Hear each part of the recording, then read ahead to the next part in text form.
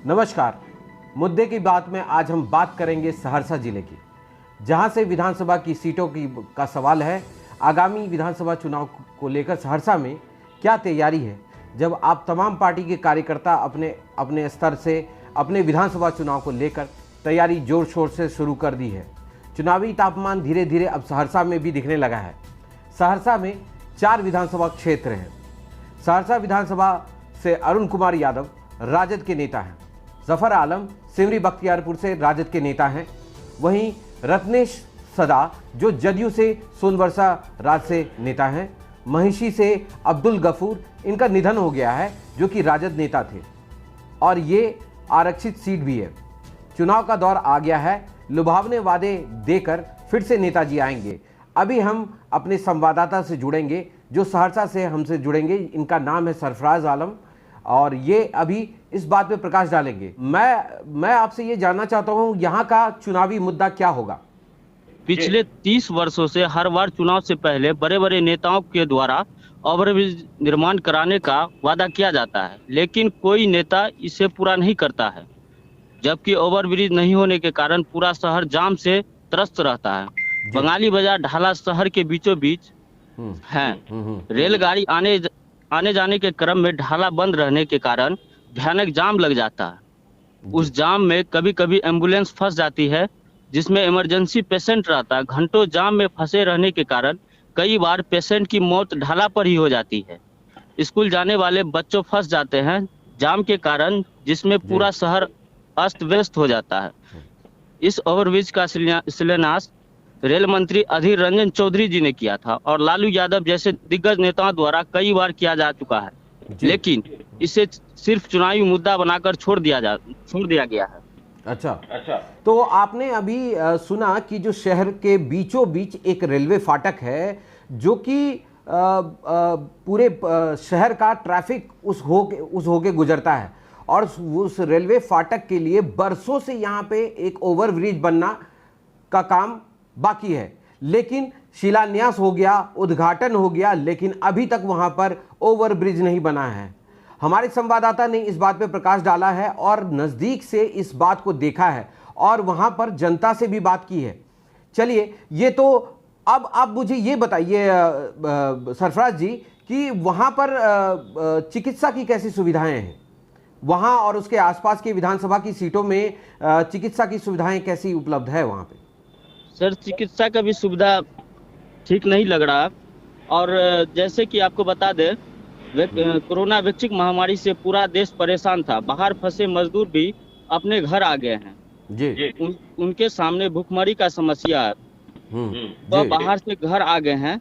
सहरसा में कोई ऐसी फैक्ट्रियां नहीं है जो बाहर से आए लोग उसमें काम कर अपना जीवन यापन करेंगे। और आप सुन रहे हैं, अभी सरफराज जी ने कहा कि यहाँ पे भी रोजगार का एक बहुत बड़ा समस्या खड़ा हो चुका है। यहाँ पर इंडस्ट्री के नाम पर कुछ नहीं है, बस ये सारी कागजी बातें हैं। अच्छा सरफराज जी, अब मुझे ये बताइए कि यहाँ जनता जानना चाहती है कि जो सहरसा जिले का जो जितनी ये 4 विधानसभा सीटें हैं, वहाँ पे सड़कों की हालत कैसी है वहाँ की? वही सर, सहरसा जिला का सड़क जर्जर है। जरा सा बारिश होती है पूरा जिला नर्क बन जाता है। खासकर शहर के मुख्य मार्ग गांधी पथ, सराही रोड, बंगाली बाजार सहित मोहल्ले में कभी जल जमाव का समस्या बरकरार रहता है। शहरी क्षेत्र में बहुत ज्यादा जल जमाव रहता है। अच्छा, और उसके अलावा जो बिजली और पानी की समस्या क्या, और नल, अभी जो हर जल जीवन हरियाली का जो अभी कार्यक्रम चल रहा है, इस पर क्या क्या काम हुआ है अभी तक? काम चल रही है। अच्छा, काम चल रहा है, लेकिन ये सिर्फ कागज पे है। हाँ, कागज पे, धरातल पे नहीं है। अभी जो एक और समाचार जो आपने दिया था, कल ही एक समाचार दिया था, जो कि डीलर को लेके एक समस्या थी। वो डीलर कम चावल और दाल नाप कर दे रहे थे, वो क्या समस्या थी? जरा उस पर भी थोड़ा प्रकाश डालें। जी सर, इसमें समस्या ये थी, डीलर साहब के द्वारा ग्रामीणों को जो ब्लॉक से दाल दिया जा रहा था, वो दाल नहीं देकर दूसरा दाल दिया गया था, जिसके विरोध में वहां के लाभुकों ने सड़क जाम किया था। उस खबर प्रत्येक न्यूज लाइव पे चली थी। उसके बाद बीएसओ साहब, एसडीओ साहब संज्ञान लिए थे खबर पे। खबर पे संज्ञान लेने के बाद एसडीओ साहब से अभी मिले हैं। एसडीओ साहब बोले, बीएसओ साहब से मिले हैं, सॉरी, तो एसडीओ साहब के बारे में बताए हैं मिलने के लिए। कहने का मतलब ये हुआ कि शासन जो है, हमारी जो प्रशासन है और शासन जो है, दोनों, शासन तो अपनी तरफ से मुहैया करा रही है दाल चावल, लेकिन गरीबों तक ये प्रशासन पहुंचाने में असमर्थ हो रही है और वो इस चीज को कर नहीं पा रही है और वो यहाँ से वहाँ टहला रही है। इसका जवाब देने में, शो कॉज देने में उन लोगों को बड़ी समस्याएं हो रही है।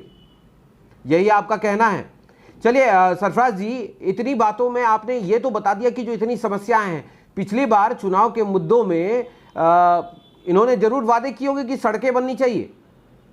जी, सड़क कई बार वादे करते हैं, लेकिन सहरसा की सड़क आज तक ऐसे ही है। कई वादे फेल हो चुके हैं नेता के। नेताजी हमारे विधायक जी वहां पर जनता से मुखातिब होते हैं या नहीं होते हैं? होते हैं, लेकिन आज तक ऐसा कोई नहीं हुआ है उपचार के रोड सड़क बन सके। अच्छा, जनता यहाँ का पूरा परेशान है और कई बार जो है आवेदन भी दिए हैं और सड़क भी जाम किए हैं। इसके वजह से, पानी लगने की वजह से बाढ़ की समस्या जैसी हो जाती है सड़क। अच्छा। हमारे संवाददाता सहरसा से जुड़े थे, आपने अभी सुना था कि कितनी समस्याएं हैं सहरसा जिले की। इस समस्याओं में घिरा हुआ सहरसा और सहरसा की जनता, भोली भाली जनता को बरगला कर हमारे विधायक और नेताजी आते हैं अपने सोने के महल से निकल के तो जरूर, और तभी तो आप गिड़गिड़ाते हैं उनके सामने कि आप हमें वोट दें, हम ये काम करेंगे, हम वो काम करेंगे, हम यहाँ पर ओवरब्रिज बना देंगे, हम यहाँ की सड़कें ठीक कर देंगे, हम यहाँ की बिजली की समस्या, यहाँ के नाले की समस्या सब दूर कर देंगे। लेकिन 5 साल सत्ता का सुख भोगने के बाद जब चुनाव आता है तब इनकी नींद खुलती है। लेकिन आपको मैं बता दूं, जनता जनार्दन से मेरा अपील है, सवाल पूछिए, आप कहां थे? इतने दिनों से आप कहां थे? इन 5 सालों में आपने क्या किया हमारे लिए? हमने आपको अपना बेशकीमती वोट दिया था, उस वोट का आपने क्या इस्तेमाल किया? आपने वोट तो दे दिया, लेकिन सामने वाले ने उसका क्या प्रयोग किया? आपकी आवाज बनकर क्या विधायक जी ने विधानसभा में आवाज उठाई थी? क्या सड़कों की समस्या आपके यहाँ की दूर हुई? क्या बिजली की समस्या आपके यहाँ की दूर हुई? इन सवालों से आपको मैं रूबरू कराना चाहता हूं। आप विधायक जी से ये सवाल पूछिए, जब वो वोट मांगने आपसे आए, आप उनसे पूछिए कि जो हमने जो आपको वोट दिया उसका क्या हुआ? आपने तो अभी तक कोई जवाब नहीं दिया। इन सब बातों में अब मैं आपके ऊपर में ये सवाल छोड़ के जा रहा हूं। मैं अपनी बातों को विराम देते हुए यहीं पर नमस्कार।